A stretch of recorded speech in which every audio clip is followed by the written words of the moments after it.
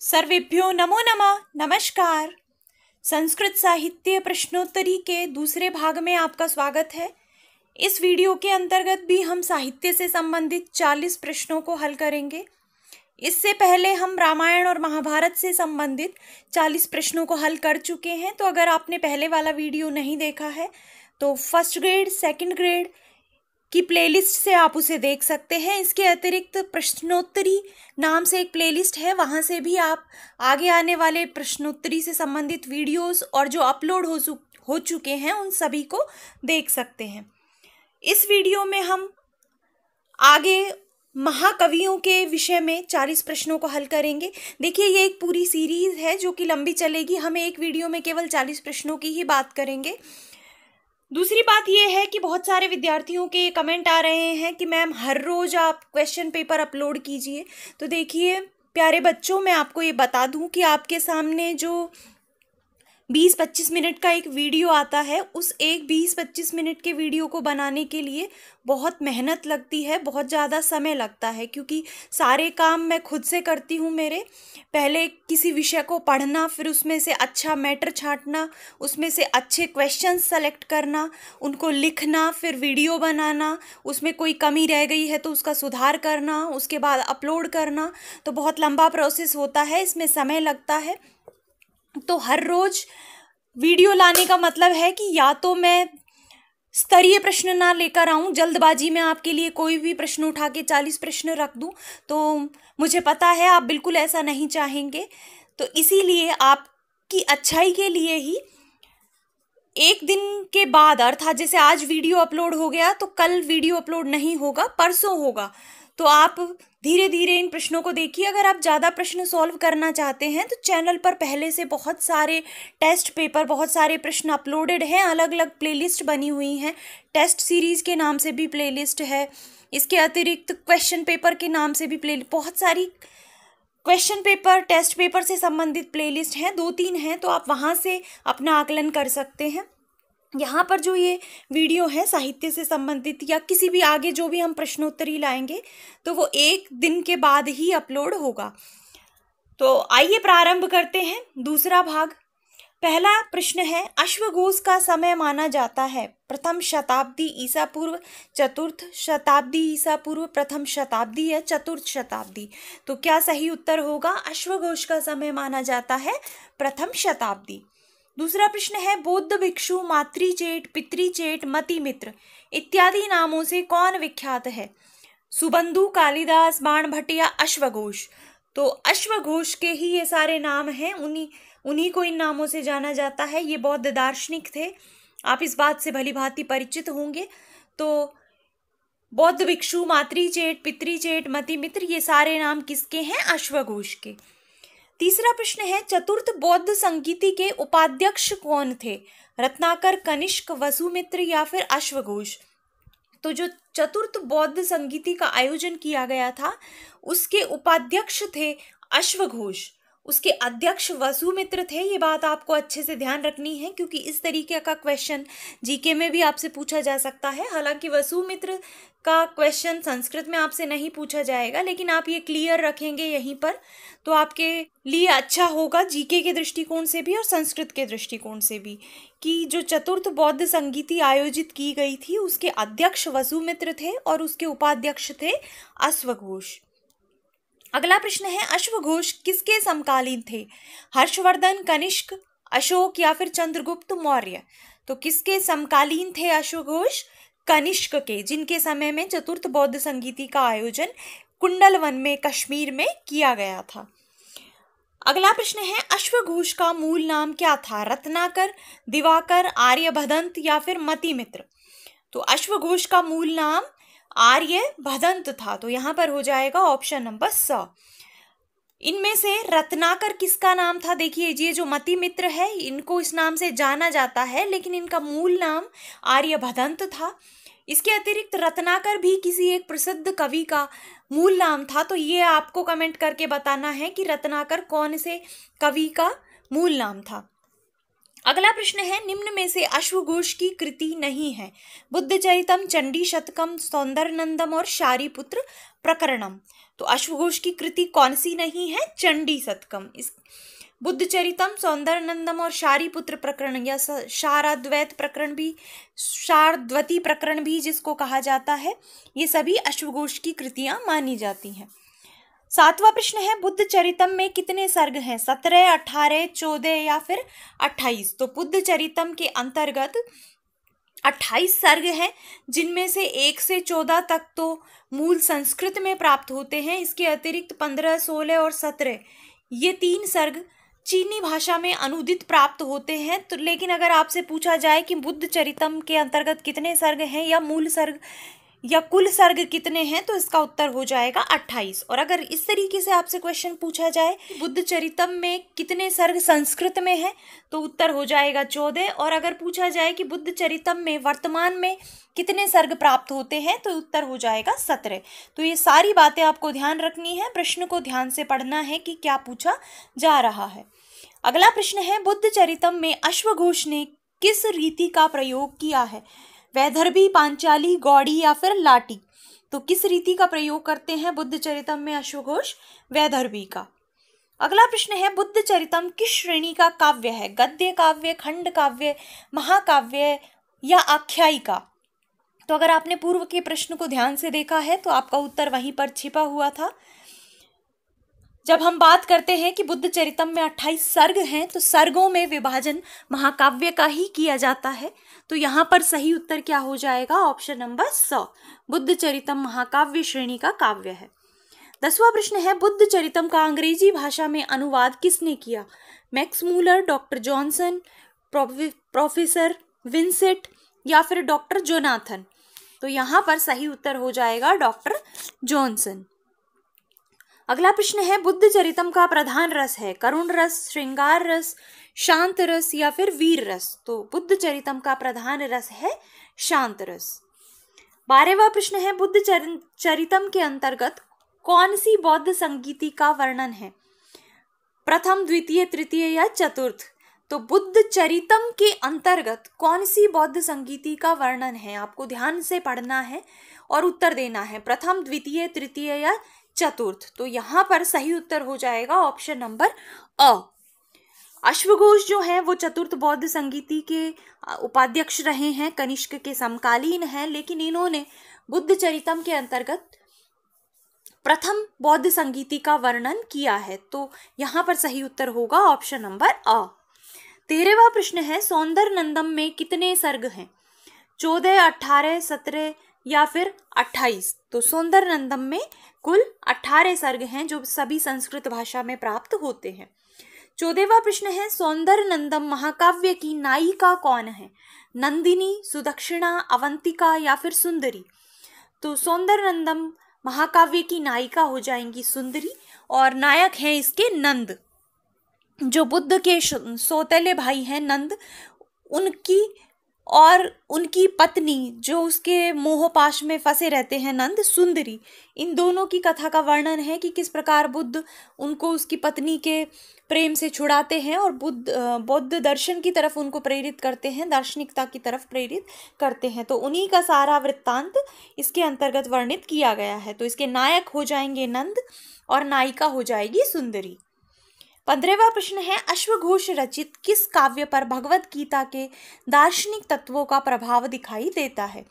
बुद्ध चरितम, सौंदर्यनंदम, शारिपुत्र प्रकरणम या कोई नहीं? तो यहाँ पर सही उत्तर हो जाएगा सौंदर्यनंदम, ऑप्शन नंबर ब। हालांकि अश्वघोष बौद्ध दार्शनिक रहे हैं, बुद्ध धर्म इन्होंने स्वीकार किया था, ये बौद्ध थे, तो बुद्ध चरितम में भी दार्शनिक तत्व दिखाई देता है। सर्वाधिक दार्शनिकता अगर पूछी जाए कौन से काव्य में है अश्वघोष के, तो उत्तर हो जाएगा बुद्ध चरितम। और अगर पूछा जाए कि भगवत गीता के दार्शनिक तत्वों का प्रभाव कौन से काव्य में दिखाई देता है, तो वो हो जाएगा सौंदर्यनंदम। 16वां प्रश्न है, बुद्ध चरितम के किस सर्ग में बुद्धत्व प्राप्ति का वर्णन है? 14वें, 17वें, 18वें या फिर 28वें? तो बुद्ध चरितम के 14वें सर्ग में ही बुद्धत्व की प्राप्ति बुद्ध को हो जाती है और उसका वर्णन 14वें सर्ग में किया गया है। तो यहाँ पर सही उत्तर हो जाएगा ऑप्शन नंबर अ। 17वां प्रश्न है, अश्वघोष की माता का क्या नाम था? ये भी महत्वपूर्ण प्रश्न है, कई बार परीक्षा में पूछा भी गया है, तो ये आपको स्पेशली ध्यान रखना है। सुंदरी, सुवर्णाक्षी, सुदक्षिणा या फिर नंदिनी? तो अश्वघोष की माता का नाम था सुवर्णाक्षी। अगला प्रश्न है, अश्वघोष कहाँ के निवासी थे? कश्मीर, कुंडलवन, साकेत या फिर भीनमाल? तो अश्वघोष साकेत या अयोध्या के निवासी थे, तो यहां पर सही हो जाएगा ऑप्शन नंबर स। 19वां प्रश्न है, कवि कुलगुरु सरस्वती के वरद पुत्र के रूप में जाने जाते हैं, कौन? कालिदास, अश्वघोष, भास या फिर वाल्मीकि? तो कौन जाने जाते हैं सरस्वती के वरद पुत्र के रूप में, कवि कुलगुरु के रूप में? तो यहां पर सही ऑप्शन हो जाएगा ऑप्शन नंबर अ, कालिदास। अगला प्रश्न है, कालिदास की कृतियां हैं 2, 3, 7 या 13? तो बहुत ही आसान प्रश्न आपके लिए पूछा गया है, यहां पर सही उत्तर हो जाएगा ऑप्शन नंबर स। 21वां प्रश्न है, कालिदास की प्रथम कृति माना जाता है ऋतुसंहार, कुमार संभवम, अभिज्ञान शाकुंतलम, रघुवंशम? तो कौन सी कालिदास की प्रथम कृति मानी जाती है? यहां पर सही उत्तर हो जाएगा ऑप्शन नंबर अ, ऋतुसंहार। अगला प्रश्न है, कालिदास का प्रथम महाकाव्य किसे माना जाता है? अब देखिए, प्रश्न को आपको ध्यान से पढ़ना है कि क्या पूछ रहा है। पिछले प्रश्न में पूछा था कि कालिदास की जो 7 कृतियां हैं उनमें से प्रथम कृति किसे माना जाता है, तो वहां पर तो उत्तर हो जाएगा ऋतुसंहार। अब ये पूछ रहे हैं कि कालिदास के द्वारा रचित जो 2 महाकाव्य हैं रघुवंश और कुमार संभवम, उनमें से प्रथम महाकाव्य कौन सा माना जाता है? तो क्या सही उत्तर होगा यहाँ पर? यहाँ पर सही उत्तर हो जाएगा ऑप्शन नंबर ब, कुमार संभवम। अगला प्रश्न है, निम्न में से कौन सी उपाधि कालिदास से संबंधित है? दीपशिखा, उपमा सम्राट, कविता कामिनी विलास या फिर सभी? तो यहाँ पर सही उत्तर हो जाएगा ऑप्शन नंबर द। इस प्रकार के जो प्रश्न होते हैं ये विद्यार्थी अपनी लापरवाही से गलत कर देता है, इसीलिए मैंने ये प्रश्न आपको यहाँ पर दिया है। हो सकता है आपको ये आसान प्रश्न लगे, सीधा लगे, लेकिन यहाँ पर थोड़ा सा सचेत रहने की आवश्यकता विद्यार्थी को होती है। तो आपको जब भी आप परीक्षा कक्ष में हो या नॉर्मली भी आप कभी अगर प्रश्न पत्र सॉल्व कर रहे हैं, प्रैक्टिस कर रहे हैं, तो आपको ध्यान से प्रश्न को पढ़ना है, उसके चारों ऑप्शंस को पढ़ना है। कभी भी पहला ऑप्शन देखते ही उसको राइट टिक नहीं करना, क्योंकि हो सकता है आगे के और भी ऑप्शन सही हो, आपका उत्तर डी हो जाए। तो इसीलिए इस प्रकार के जो प्रश्न विद्यार्थी गलत करके आता है वो अपनी लापरवाही से करके आता है, तो आपको लापरवाही बिल्कुल नहीं करनी है, सारे ऑप्शंस को अच्छे से देखना है। तो यहाँ पर कालिदास की सभी उपाधियां हैं, दीपशिखा कालिदास भी उनको कहा जाता है, उपमा सम्राट भी कहा जाता है, कविता कामिनी विलास भी कहा जाता है। अगला प्रश्न है, कालिदास को कवि कुलगुरु की उपाधि किसने दी? कवि कुलगुरु कालिदास को कहा गया है, लेकिन किसने ऐसा कहा है कालिदास के विषय में? राजशेखर, त्रिविक्रम भट्ट, जयदेव या फिर क्षेमेंद्र? तो क्या हो जाएगा यहाँ पर सही ऑप्शन? जयदेव। जयदेव ने इनको कवि कुलगुरु कहा है। 25वां प्रश्न है, कालिदास कृत प्रथम रूपक है। कालिदास के द्वारा रचित प्रथम रूपक कौन सा है? अभिज्ञान शाकुंतलम, मालविकाग्निमित्रम, विक्रमोर्वशीयम या फिर मेघदूतम? तो यहाँ पर सही उत्तर हो जाएगा ऑप्शन नंबर ब, मालविकाग्निमित्रम को कालिदास का प्रथम रूपक माना जाता है। अभिज्ञान शाकुंतलम जो है ये कालक्रम की दृष्टि से सबसे नवीनतम रचना है कालिदास की, ऐसा माना जाता है, क्योंकि ये सर्वश्रेष्ठ रचना है। इसमें कालिदास की प्रतिभा का उच्चतम शिखर दिखाई पड़ता है। तो सर्वश्रेष्ठ रचना या नवीनतम रचना या सबसे अंतिम रचना माना जाता है अभिज्ञान शाकुंतलम को, और प्रथम रूपक अगर पूछा जाए तो वो हो जाएगा मालविकाग्निमित्रम। 26वां प्रश्न है, अस्ति शब्द से प्रारंभ होने वाला काव्य है। कुमार संभवम, रघुवंशम, अच्छा रघुवंशम 2 बार ऑप्शन में दे दिया है, ठीक है कोई बात नहीं, किरातार्जुनीयम। तो क्या हो जाएगा यहाँ पर सही उत्तर? यहाँ पर सही उत्तर हो जाएगा कुमार संभवम। अस्ति उत्तरश्याम दिशि, इस प्रकार से हिमालय का वर्णन प्रथम पद्य में किया गया है, हिमालय के विषय में कहा गया है। तो यहाँ पर अस्ति शब्द से प्रारंभ होने वाला काव्य कौन सा है? कुमार संभवम। अगला प्रश्न है, कश्चित शब्द से प्रारंभ होने वाला काव्य है। तो ये तो बहुत ही प्रसिद्ध पद्य है, मंदाक्रांता के संबंध में याद भी रखा जाता है। कश्चित कांता विरह गुरुणा स्वाधिकारात् प्रमत्तः। तो इससे प्रारंभ होने वाला काव्य कौन सा है? रघुवंशम, कुमार संभवम, मेघदूतम या शिशुपालवधम। तो यहाँ पर हो जाएगा मेघदूतम, ऑप्शन नंबर स। 28वां प्रश्न है, वाक शब्द से प्रारंभ होने वाला काव्य है रघुवंशम, ऋतुसंहार, किरातार्जुनीयम या शिशुपालवधम। तो वागर्थौ संप्रक्तौ, इस प्रकार का जो पद्य है, प्रथम पद्य जिसमें कि पार्वती परमेश्वर की स्तुति की गई है संयुक्त रूप से, ये कहाँ पर है? रघुवंश में। तो इसका सही उत्तर हो जाएगा ऑप्शन नंबर अ। 29वां प्रश्न है, रघुवंश के अंतर्गत कितने सर्ग हैं? 17, 18, 19 या फिर 24। तो रघुवंश के अंतर्गत सर्ग हैं 19। यहाँ पर हो जाएगा ऑप्शन नंबर स। कुमार संभवम में कितने सर्ग हैं? 17, 18, 19 या 28। तो यहाँ पर सही हो जाएगा ऑप्शन नंबर अ, 17 सर्ग कुमार संभवम में है और रघुवंश में है 19 सर्ग। अगला प्रश्न है, कुमार संभवम में कुमार कार्तिकेय की उत्पत्ति का वृत्तांत कौन से सर्ग में वर्णित है? जिसके नाम पर इस महाकाव्य का नाम कुमार का संभव, कुमार की उत्पत्ति, इस प्रकार से जिसका नाम रखा गया है, उस घटना का वर्णन कालिदास ने कौन से सर्ग में किया है?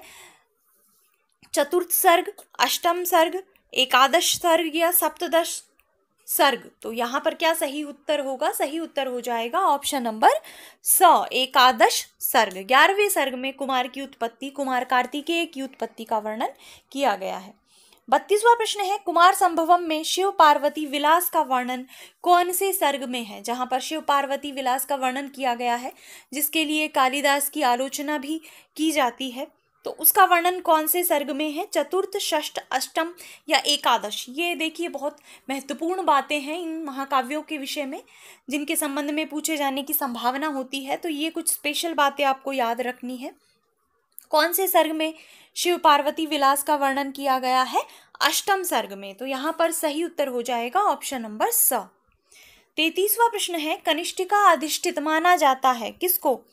कनिष्ठिका पर अधिष्ठित किसको माना जाता है? दंडी को, माघ को, कालिदास को या भारवी को? तो यहाँ पर सही उत्तर हो जाएगा कालिदास। बहुत सारी सूक्तियां कवियों के विषय में, रचनाकारों के विषय में संस्कृत में प्रसिद्ध है, तो उन्हीं में से एक सूक्ति है जिसमें कि कालिदास को कनिष्ठिका अंगुली पर अधिष्ठित माना गया है। तो यहाँ पर ऑप्शन नंबर स सही हो जाएगा। 34वां प्रश्न है, वैदर्भी रीति के प्रसिद्ध कवि हैं अश्वघोष, कालिदास, भास या फिर माघ। अब देखिए इसमें आप कंफ्यूज हो सकते हैं क्योंकि पीछे हमने बात की थी कि अश्वघोष ने बुद्ध चरितम में वैदर्भी रीति का प्रयोग किया है और यहाँ पर जो प्रथम ऑप्शन है वह अश्वघोष दिया गया है। तो हालांकि अश्वघोष ने वैदर्भी रीति का प्रयोग बुद्ध चरितम में किया है, लेकिन वैदर्भी रीति के लिए संस्कृत साहित्य में जो प्रसिद्ध कवि हैं वो हैं कालिदास। तो यहाँ पर सही उत्तर हो जाएगा ऑप्शन नंबर ब। 35वां प्रश्न है, लघु त्रयी के अंतर्गत परिगणित नहीं है रघुवंशम, कुमार संभवम, मेघदूतम या अभिज्ञान शाकुंतलम। तो क्या सही उत्तर हो जाएगा यहाँ पर? यहाँ पर सही उत्तर होगा ऑप्शन नंबर द। ये तो हो गई लघु त्रयी की बात। इसके अतिरिक्त बृहत त्रयी भी एक मानी जाती है संस्कृत साहित्य में। तो उस बृहत त्रयी के अंतर्गत कौन कौन से काव्य आते हैं इसको आपको मुझे कमेंट करके बताना है। और आप लोग, अगर आपको उत्तर आता है तो आपको कमेंट करना चाहिए, नहीं आता है तो ये ढूंढने का प्रयास करना चाहिए। ये जो प्रश्न मैं बीच बीच में आपसे पूछती हूँ ये एक्स्ट्रा आपके ज्ञान की परीक्षा के लिए हैं। तो अगर आपको आता है, 1 सेकेंड लगती है कमेंट करने में, आप कमेंट कीजिए जिससे मुझे पता चले कि आप लोग अच्छे से वीडियो को देख रहे हैं, समझ रहे हैं या आपको कितना आता है। तो कमेंट करने में कंजूसी ना करें। अगर आपको आता है तो आपको अवश्य ही कमेंट करना चाहिए। अगला प्रश्न है, कालिदास के महाकाव्य रघुवंशम पर मल्लीनाथ ने कौन सी टीका लिखी है? सर्वंकषा, संजीवनी, घंटापति या घंटामोग। तो कौन सी टीका रघुवंश पर मल्लीनाथ ने लिखी है जो कि बहुत प्रसिद्ध है? संजीवनी टीका। मल्लीनाथ की टीकाएं संस्कृत महाकाव्यों पर प्रसिद्ध है। इसके विषय में हम स्पेशली जब हमने साहित्य का अध्ययन किया था, महाकाव्यों का अध्ययन चैनल पर किया था, उस वक्त हमने हर वीडियो में बात की थी जहाँ जहाँ पर भी मल्लीनाथ की टीकाएं हुई है। तो मैंने आपको बताया था कि मल्लीनाथ ने जो टीकाएं लिखी हैं वो महत्वपूर्ण है, उसके संबंध में प्रश्न पूछे जाते हैं। मल्लीनाथ ने किरातार्जुनीयम पर कौन सी टीका लिखी, फला ने महाकाव्य पर कौन सी टीका लिखी, तो आपको मल्लीनाथ की टीकाओं के विषय में पता होना चाहिए। अगर आपको नहीं पता है, आप डिटेल में इसको पढ़ना चाहते हैं और आपने हमारे साथ वीडियोस नहीं देखे हैं, तो आप सेकंड ग्रेड की या फर्स्ट ग्रेड की प्लेलिस्ट से संस्कृत साहित्य से संबंधित वीडियोस देख सकते हैं, जहां पर हमने महत्वपूर्ण और संक्षिप्त रूप से कवियों का, उनके काव्यों का अध्ययन किया है। चलते हैं अगले प्रश्न की तरफ। अगला प्रश्न है, रघुवंशम में वर्णित अंतिम राजा है दिलीप, सुदर्शन, अग्निवर्ण या अग्निपथ। तो कौन से अंतिम राजा का वर्णन रघुवंश के अंतर्गत किया गया है? अग्निवर्ण। यहाँ पर हो जाएगा ऑप्शन नंबर स। 38वां प्रश्न है, कुमार संभवम का उपजीव्य है, अर्थात कुमार संभवम की कथा कहाँ से ली गई है? रुद्र पुराण, शिवजी पुराण, स्कंद महापुराण या हर पुराण। तो यहाँ पर सही उत्तर हो जाएगा ऑप्शन नंबर स, स्कंद महापुराण। और शिव महापुराण से भी इसकी कथा ली गई है। तो स्कंद महापुराण और शिव महापुराण, अगर इन दोनों में से दोनों ऑप्शन आएंगे तो दोनों सही हो जाएंगे। अगर दोनों में से एक ही पूछा जाए और ब दोनों सही, इस प्रकार का ऑप्शन ना हो, तो आपको स्कंद महापुराण लिखना है। इसके अतिरिक्त अगर केवल शिव महापुराण ही आए तो आपको शिव महापुराण लिखना है। इसकी जो कथा है वो स्कंद महापुराण में भी है और शिव महापुराण में भी है। अब यहाँ पर ये जो ऑप्शन है ये है शिवजी पुराण, ना कि शिव महापुराण, तो ये ऑप्शन यहाँ पर गलत होगा। तो इस तरीके से आपको प्रश्नों को बारीकी से देखना है और उनके उत्तरों को, उनके विकल्पों को समझने का प्रयास करना है, तो आप सही उत्तर तक पहुंच सकते हैं। चलते हैं अगले प्रश्न की तरफ। 39वां प्रश्न है, कुमार संभवम का अंगीरस है। कुमार संभवम का प्रधान रस कौन सा है? श्रृंगार, वीर, शांत या फिर अद्भुत। तो यहाँ पर सही उत्तर हो जाएगा वीर रस, ऑप्शन नंबर ब। और अंतिम प्रश्न है, कुमार संभवम में किस राक्षस के वध का वर्णन है? महिषासुर, रक्तासुर, तारकासुर या स्वानासुर। तो किसके वध की कथा का वर्णन है? कुमार कार्तिकेय कौन से राक्षस का वध करते हैं? तो यहाँ पर सही हो जाएगा ऑप्शन नंबर स, तारकासुर। तो इस प्रकार से ये 40 प्रश्न हैं, जिसमें कि हमने अश्वघोष से संबंधित और कुछ प्रश्न हमने कालिदास से संबंधित देखे हैं। कालिदास एक बहुत बड़ा विषय है संस्कृत साहित्य का, तो इससे संबंधित और भी बहुत सारे प्रश्न बन सकते हैं, उनको हम अगले वीडियो में देखेंगे। इसके अतिरिक्त और भी महाकाव्यों के विषय में, महाकवियों के विषय में हम आगे लेकर आएंगे। तो आज के इस वीडियो को यहीं पे समाप्त करते हैं। अगर आपको ये पसंद आया है तो आप इसे लाइक कर दें, अपने मित्रों के साथ भी इसे अधिक से अधिक शेयर करें, जिससे दूसरे लोगों को भी इसका फ़ायदा हो सके। इसके अतिरिक्त अगर आप चैनल पर नए हैं और आपने अभी तक चैनल को सब्सक्राइब नहीं किया है तो चैनल को सब्सक्राइब कर लें और उसके बगल में जो घंटी का निशान है उसे अवश्य ही दबाएं, ताकि जब भी वीडियो अपलोड हो आपको उसका नोटिफिकेशन मिल सके, आपको उसके बारे में पता चल सके। तो मिलेंगे नेक्स्ट वीडियो में। धन्यवाद।